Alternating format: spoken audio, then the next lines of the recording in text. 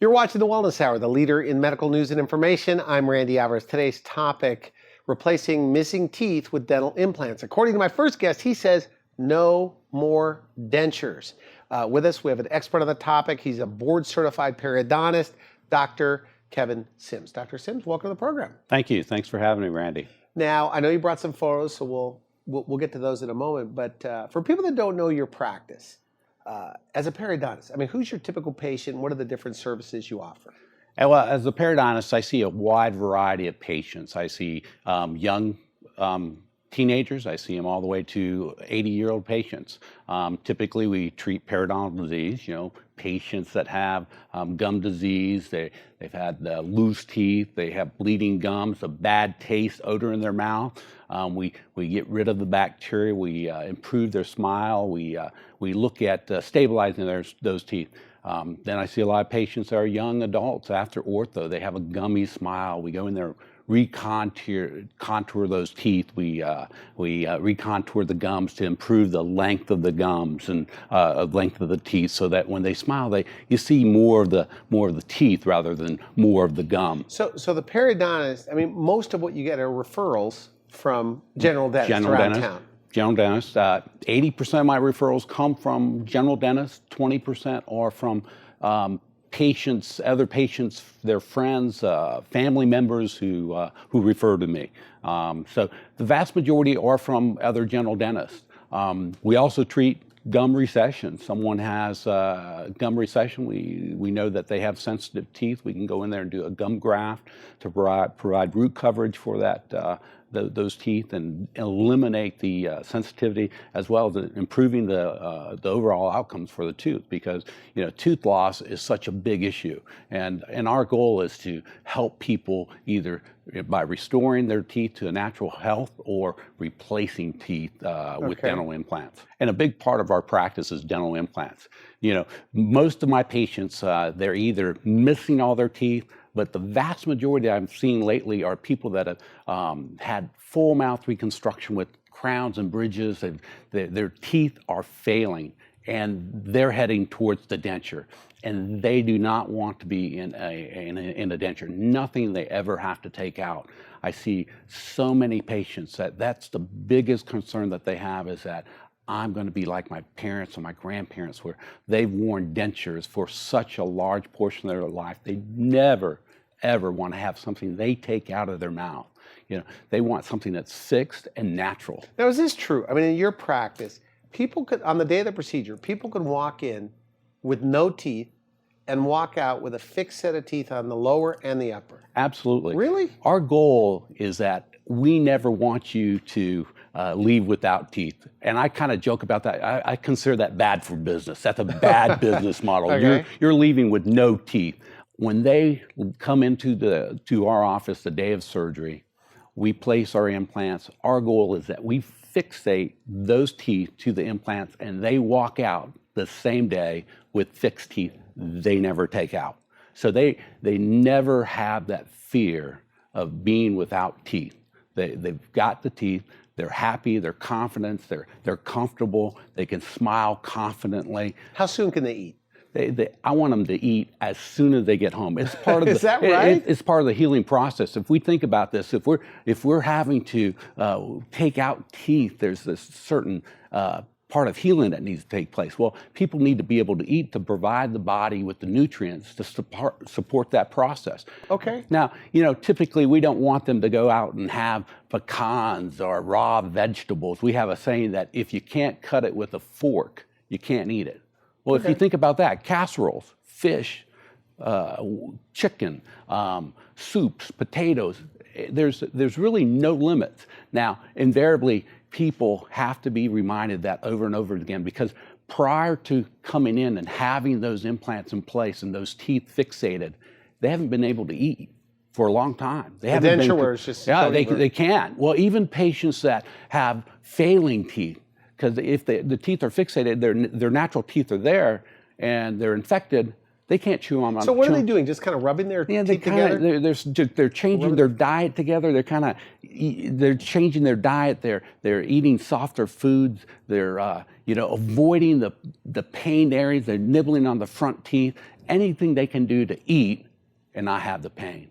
So when they leave and those teeth are fixated and there's no pain, They're excited about eating. Oh, they can eat whatever. Yeah, I had a lady just, this was probably about a month ago. She had 3 teeth and a partial denture. She hated the partial denture, never wore it. She walked out of surgery with teeth fixated that day. Her granddaughter had some Jolly Ranchers. And now that's something hard. She's not supposed to eat that. Right. She went and put that Jolly Rancher in there and, oh my gosh, did I hurt something? You know, she's not thinking that, oh man, these teeth hurt now. She's thinking she can eat something. I haven't had a Jolly Rancher in 25, 30 years. And they tell you this? Oh, absolutely, absolutely. They are so excited with the ability to just chew. You don't like dentures. I mean, in fact, in my green room, you said, I think you said in dental school, you hate dentures. Dentures have been around forever. And I think that would be the worst thing a person could ever have in their life. Something you take in and you take out, you take in. And even worse, when they take out their dentures in my office and they got that denture adhesive cream, it gets all over. Patients hate that. They hate that. Their self-confidence. They have to decide, when I go out to eat, what can I eat? Because number one, if my denture gets loose and I'm sitting there at the table with my family, my future daughter-in-law here, and my denture gets loose, I got to get up real quickly, go to the restroom, fix my denture, put it back into place. Tell me this, where you are there a lot of people wearing like an upper lower denture? There are so many people. Just in Birmingham, Alabama, and across the United States, there are more people than you can imagine that are wearing. Like thousands? Thousands. I mean, you look at Auburn, Alabama football game, the big Iron Bowl, 100,000 people in a stadium. Well, there's tens of thousands more than that. If you picture a huge stadium, that people, 100,000 people, there's many, many more than that. So that are wearing an upper lower denture. Upper and lower denture. But if it's so good, like, getting your denture or getting teeth that are fixed in your mouth, supported by dental implants, why aren't they all doing it? What's your take? I think that, I think there's probably 6 or 7 different reasons why that is. Number one, they were told that they couldn't have implants. They were told that they're too old. They're told that implants are too expensive. Sometimes they're not offered that option. Or sometimes they feel like, if I have 28 teeth and my normal occlusion, I had 28 teeth, I need 28 implants to replace that. And that's going to be an expensive proposition. Well, we don't need 28 implants. We need just a few implants, 4, 5, 6 implants, and we can create a full set of teeth in each arch. I think sometimes. But isn't it true, by the way, I'm sorry to interrupt, but if you've been wearing a denture for 30 years, you don't have enough bone to get this done. Well, now 30 years ago, therapies weren't available at that point in time to probably address that situation, or the competence of the practitioner wasn't there. But we have new techniques that we weren't even doing really 10 years ago that make those options available to people now. We didn't have those options. So no more dentures. Like at the top of the show when I say no more dentures? No more dentures. Get rid of them. We don't need them. That's, George Washington, he drove his horse to work. Yeah. And then he wore his dentures. Well, of course, we don't drive our horse to work today, these days. And we shouldn't wear dentures either, but they're still there. We have the ability to get rid of them forever. So these denture wearers just don't go to the dentist. So nobody is suggesting they do it? No. Is that your take on it? Yeah, I think that there's a fear factor. They don't go to the dentist anymore. If they've been wearing dentures for 30 years, they haven't gone to the dentist for a number of years, except maybe if they have a sore spot with their denture, or they crack the denture, or something happens to the denture, the teeth break off. Then they'll go back to the dentist. Maybe then the dentist will say, hey, we have options to get you out of these teeth, get you out of the denture. And we can make you a new set of teeth that are fixated, that they're comfortable. You believe you're transforming people's lives? Absolutely. Every day we see, for example, I have a patient, wonderful lady. Okay. I want to show you this lady here. Right. She's a wonderful lady. She came to see me, and I think she was at her wit's ends. She was in so much pain, kind of embarrassed about the way her teeth looked. Those teeth, they were non-salvage. They had to be gone. And she was dreading the fact that all she heard, all she knew about was that she was headed to a denture. She did not want that. She was putting this day off as long as she could. We took out her existing teeth, we placed 4 implants, and we put in a fixed set of teeth, something she's never taken out. And if you look at her picture there, and then you look at her picture today, oh my goodness, her life is transformed. It's changed. She's doing a new hairstyle. She even got a new car. She got a convertible. She looks like this Penelope with this scarf blowing behind the car and so forth. Her confidence level goes out the roof. She's happy. She can chew. In fact, I have a habit of going to a particular Mexican restaurant for lunch, and invariably I see her about once every 2 weeks. And she'll see me from across the room, and she'll stand up. And I mean, there's 50 people eating lunch there. Yeah. And she'll stand up, she'll start waving, Dr. Sims, how are you? And she runs over to me, and it's like, oh, okay, yes, you don't have to do that. But her life has changed dramatically. I mean, she is a younger version of herself. She's confident. That smile, she's learning to smile again, whereas we had to force her to smile just to see those teeth. She's got her life back where she's smiling, she's happy, she's confident, she's rejuvenated, kind of like a new flower. When you look at the before and after, she does look much younger. Absolutely. After the teeth. Absolutely. Well, I mean, it almost looks like it could be the daughter of the other woman. That's without it. I mean, anybody watching this could agree. Yeah. And all you did was change her teeth. We changed her teeth, and she got her life back. And it's amazing. We think, oh, it's just a tooth. But as much as we take that just for granted, but with individuals with no teeth or wearing dentures, that's their focal point. How can I get around life without worrying about my teeth falling out, avoiding the pain? I never smile. I gotta watch what I order. So what can she eat? Like, could she bite an apple with the front teeth or a carrot with the front teeth? Or she has to be careful? I imagine this Halloween she's gonna be bobbing for apples. She's gonna be bobbing. She can eat whatever she wants. I tell them, initially after surgery for the first few months, if you can't cut it with the fork, you can't eat it. But after that, if you want to eat rocks, you can eat rocks for all I care. She can eat whatever she likes. And for her, that's great news. She went from eating nothing to eating everything. And they look natural, by the way. They do. I'm not trying to side with you, but this is like a great example here. No, because I feel like I could spot dentures walking down the street. So these, as much as we don't like to think that, you can tell a denture wearer. yeah. You can tell because their face tends to collapse. They have angles at the side of their lips that you wouldn't normally have. The muscle support isn't there. And you take a similar age person, they could be identical twins. One's wearing dentures, one's without dentures. The twin that's wearing dentures always looks older. Always looks older. Face looks weathered. More loss of facial tone. So just 4 implants?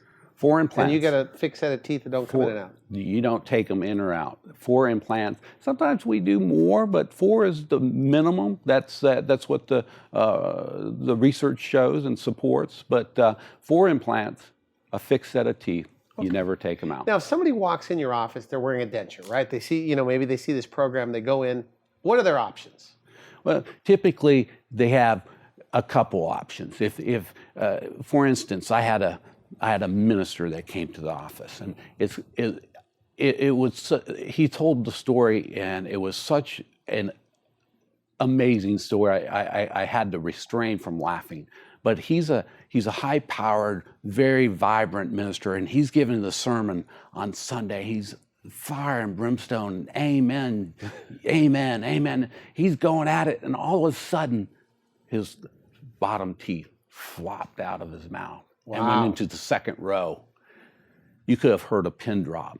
He just stopped, walked over, picked them up, put them in his mouth, and carried on. He was in my office the next day. Said, I will never have that happen again. I was never so embarrassed. Well, with him, he wasn't sure if he wanted to create a fixed set of teeth or just stabilize his denture a little bit more so he can move away from the denture adhesives. Well, for him, we put in 2 implants, and he was able to fixate his denture to those implants. And so it was like an anchor, or if you think about a pickup truck, you're going to put a trailer tow a trailer. You have a hitch on the back of the truck, and you snap the trailer onto that hitch. Essentially, that's what we did. We put 2 implants, and his old existing denture then snapped. Okay. He loved it, thought it was great. Came back a few months later. He goes, "Can we put more implants in? Can I create something I never take out?" So yeah, we can. We added 2 more implants to the existing 2 implants. So he had a total of 4 implants, created the set of teeth he never took out from that point on. Now, is this one of those things where they say, I should have done this years ago? I hear that daily. I have never heard a patient not say, I wish I would have done this 20 years ago. I wish I would have done it 10 years ago. I wish I would have never had a set of dentures. Are some people frustrated, by the way? They go, why didn't anybody else offer this to me? Does that ever happen? That happens. I think that, I think people are fearful of what is the cost. And cost is, unfortunately, a big hindrance. Or, people are afraid that it's going to be painful, it's going to hurt. It does seem like it's painful. Oh, actually, placing a dental implant is less traumatic than taking out a tooth. People will report a tooth extraction on a scale from 1 to 10, a 7 to 8. Implant placement is a 2, worst case scenario 3. So during the procedure, they feel nothing? Oh, absolutely nothing. We tend to sedate all our patients, which means IV sedation? IV sedation. Okay. So it's kind of as if you've had a colonoscopy. You go in there, and next thing you know, you're in the car, you have no memory of anything. Of course, we also use local anesthetic, so they don't feel anything. And they tend to sleep through the whole process. And at the end of it, they have no memory of it other than now their teeth are fixated. They don't take the teeth out anymore. Now, you told me, so when it's all done and they look in the mirror, some people get choked up. Oh, I've had patients cry the moment. We make a habit of giving them the mirror afterwards just to say, here's the new you. And we've had patients cry. That's very, very common. The first time it ever happened, I kind of was caught off guard, like they weren't happy. Because, we see someone cry, we're thinking, they're sad. But this lady was happy in tears, just the tears of joy that were coming from her. It was like, made me feel so much satisfaction for what I'm doing and how I can help these people. And you're a periodontist, so you see people, with bleeding gums, all types of things that you fix. And I think you told me this on the telephone. It's the happiest group of patients when you could give people their teeth back. Absolutely. Elaborate on that. Absolutely. As I discussed before, you think of grandparents. So you go take care of your grandchild.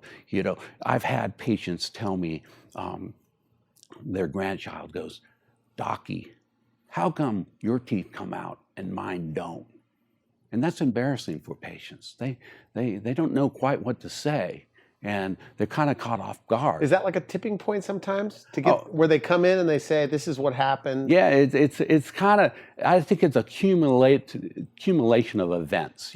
It's like they have to change their activities because, they can't play tennis anymore because, they're worried about teeth falling out. Or water sports in particular. Oh, right? Yeah, they can't swim with their grandchild. So, they're worried about their teeth coming out or loosening up, and they change their whole lives. They avoid family functions, for crying out loud. They don't go to the 50-year reunion, or they don't go to... Yeah, just because of their teeth? Their teeth? Or lack of teeth? Lack of teeth. So it shouldn't be that way. It shouldn't be that way. Is that your mission? No more denture. You're going to wipe them out. Taking care of dentures every day of our life, getting rid of them. And Randy, let me show you another case here. Okay. This is a young man that, you know, and guys tend to be the worst. They're, you know, ladies always follow through generally with therapy, whether it's seeing their physician or seeing their dentist. They seek out options. They seek out care. They realize that they need to change the course of their life. Guys, we tend to be a little prideful at times. Well, nobody likes a dentist. No, well, you know, no one. Especially the specialist, right? You know you're in trouble when they go to see you. That's right. Well, they feel like, you know, they're in dire straits when they have to. Well, we have to refer you to a specialist. They feel in dire straits at that point in time. You know, and then there's other fears. You know, like the specialists are going to be more expensive, and that's typically not the case. I think you told me it doesn't cost more to get dental implants from you. No, it doesn't cost more to go to a specialist. Than a guy that is new to this. That's very true. I think if you look across the board, the price difference is non-existent. Okay, good. I don't think that there's a difference. I think what, you know, the difference between seeing a specialist versus a dentist that has a less experience is that this is what we do. We're more efficient. It's been shown that we have better outcomes. We're able to achieve goals faster for those patients. Okay. And so back to this guy, you know, we were talking. So those teeth, what, I mean, those had to go? His biggest chief complaint was that he couldn't chew. I couldn't eat. And he had no back teeth. So he's eating like Bugs Bunny on these front teeth and so forth. And he couldn't eat the things he likes to eat. And so he wanted to get his teeth back. He goes, Doc, I don't care what you do, I just want teeth.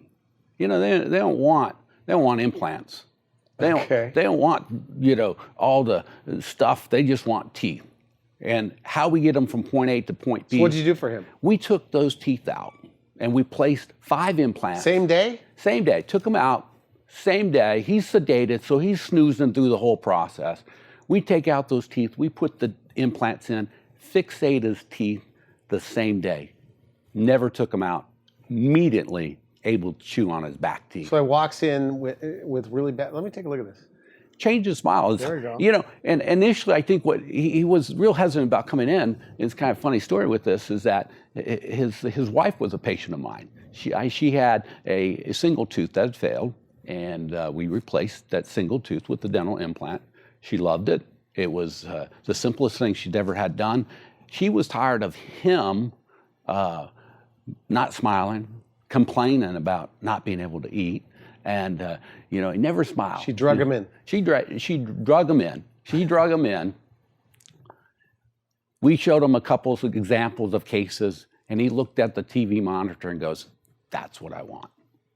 Made that decision that day. Now you say that they have to learn to smile all over again. Like this does not look like a natural smile. No, it's not. You know, I think we just by nature tend to hide our imperfections. We want to hide our discomforts and our embarrassments.